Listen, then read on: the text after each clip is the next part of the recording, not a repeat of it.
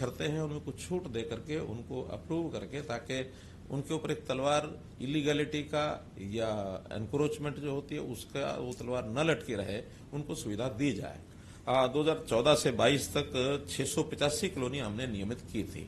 और उसके बाद बहुत बड़ी संख्या में लोगों ने अप्लाई भी किया, हमने रजिस्ट्रेशन कराया। उसमें आज फिर इस वर्ष 2023 के अंदर पीछे 131 कॉलोनी का नोटिफिकेशन हुआ भी था,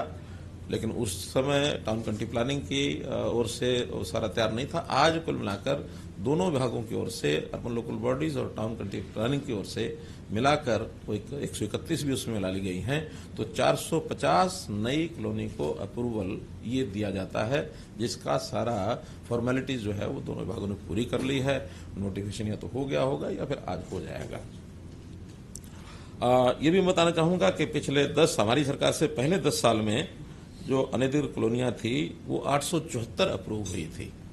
और वो भी अप्रूव हुई। अब ये हमारे कार्यकाल में 1135 नई कॉलोनियां अप्रूव हो गई हैं, लेकिन आज भी 1856 कॉलोनियां और ऐसी हैं जो या तो अंडर प्रोसेस हैं, जो अप्रूव की जा सकती हैं, कुछ ऐसी हैं जो नॉर्म्स को पूरा नहीं करते हैं, वो अभी करने लायक नहीं हैं। उसमें आगे चल करके देखेंगे कि किस प्रकार से उसमें से रास्ता निकाला जा सकता है, क्योंकि जो छूट है मुख्य रूप से मार्गों की हमने दी है। अभी कॉलोनी की अप्रोच 6 मीटर की होनी चाहिए और इंटरनल रोड्स 3 मीटर से छोटी नहीं होनी चाहिए, क्योंकि ऐसा माना जाता है कि 3 मीटर एक आवश्यक ऐसी चौड़ाई है जिसमें वहां की कोई भी आकस्मिक सेवाएं भी देने के लिए आवश्यक है। मानो आकस्मिक में सबसे ज्यादा होता है, कहीं आग लगने का भी कई बार ऐसा चांस बनता है, तो कम से कम अग्निशमन जो संयंत्र लेकर के जाने वाली गाड़ी है वो जल्दी से वहां पहुंच सके, नुकसान होने से बचाया जा सके। और वैसे भी कोई एक गाड़ी जा रही है, एक आ रही है, दोनों को मिला करके भी कम से कम 3 मीटर का मतलब ये है कि 16 फुट जगह ये आवश्यक है, अगर 2 गाड़ियां भी आसपास से पार करनी है तो इस प्रकार से इसको कुछ छूट देते हुए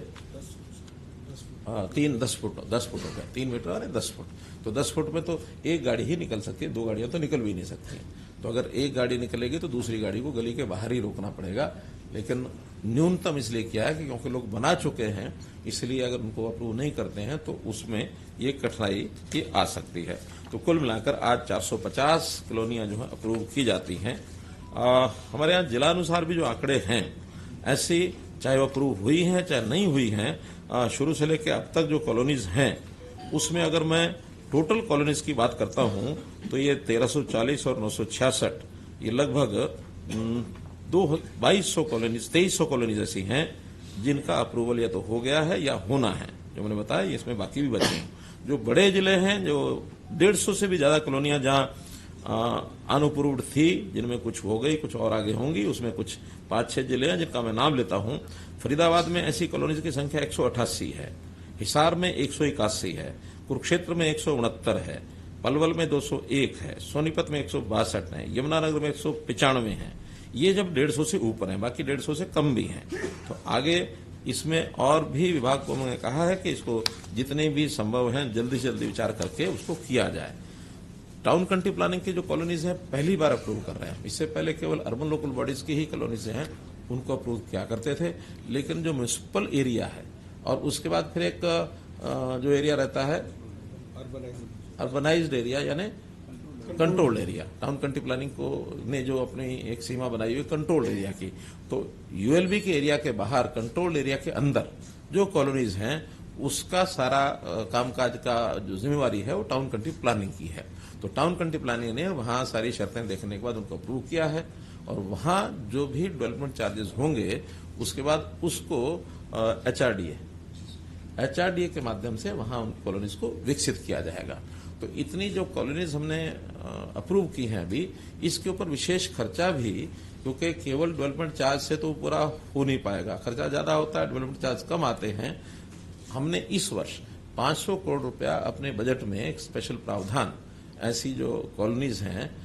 उनके लिए एक प्रावधान किया है और ये सब होने के बाद आवश्यकता पड़ेगी तो और भी करेंगे, लेकिन ऐसी जो अनडेवलप्ड कॉलोनीज हैं उनको डेवलपमेंट की जिम्मेदारी भी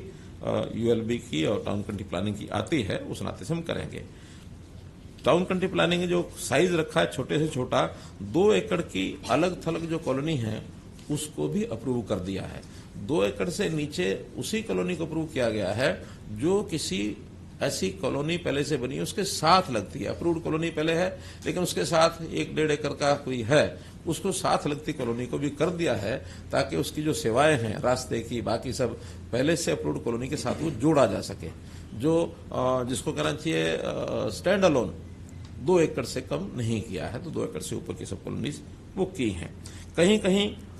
अप्रूव्ड कॉलोनीज में पहले कुछ कमियां ये रह गई थी कि बीच बीच में जो खाली प्लॉट थे उन खाली प्लॉट को भी अनअप्रूव्ड श्रेणी में माना गया था। अब उन्होंने तय किया कि किसी अप्रूव्ड कॉलोनी के अंदर कोई छोटा आइसोलेटेड एक प्लॉट अनअप्रूव्ड की श्रेणी में था, उनको भी सबको अप्रूव कर दिया है, ताकि वो जो बीच बीच में अनअप्रूव्ड की श्रेणी दिखा करके और कुछ खेल भी चलते थे, वो खेल सारे हमने बंद कर दिए हैं। इन सब कॉलोनीज को हमने कहा कि पहले तो शर्त थी कि वहां कोई एक रेजिडेंट वेलफेयर एसोसिएशन बना करके वो यानी अप्लाई करे। बाद में बहुत जगह पर वो बना नहीं पाए हैं और बनाई तो रजिस्टर्ड नहीं थे, तो उस शर्त को हमने खत्म किया कि अब कोई भी उस कॉलोनी के 5 नागरिक जिनका मकान उसमें है वो मिल करके अगर अप्लाई करते हैं तो उस कॉलोनी को रजिस्ट्रेशन मान लिया जाएगा, उसके ऊपर हम काम करेंगे। और इन कॉलोनीज का जो शुल्क है डेवलपमेंट चार्जेस, उसके अंदर दोनों ने विभागों ने अपना अपना अलग अलग रखा है। पहले से जो यूएलबी का है वो सीधा सीधा कि जो वहां का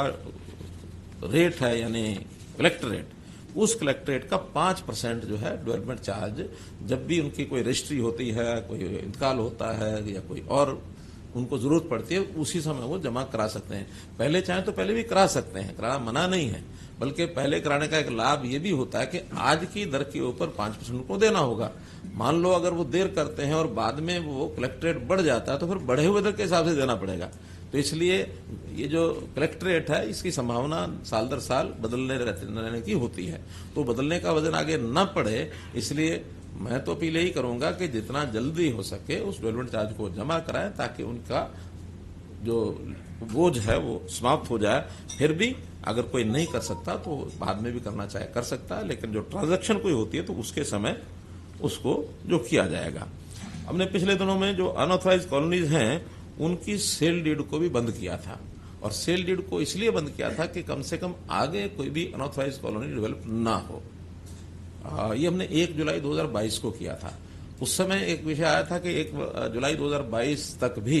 कुछ लोगों ने सेल एग्रीमेंट कर लिए थे या उससे पहले जो एग्रीमेंट टू सेल कर लिए थे, तो उसको हमने तय किया कि जिनका पहले से सेल एग्रीमेंट टू सेल अगर ये किया हुआ है सेल डीड वगैरह, तो उसको बेचा हुआ माना जाएगा, उनको भी उसमें रजिस्ट्री उसकी बाद में कराई जा सकेगी।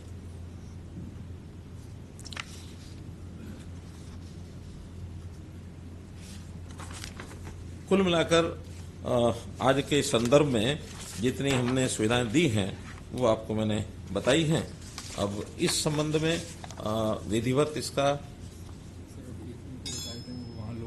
हाँ, हम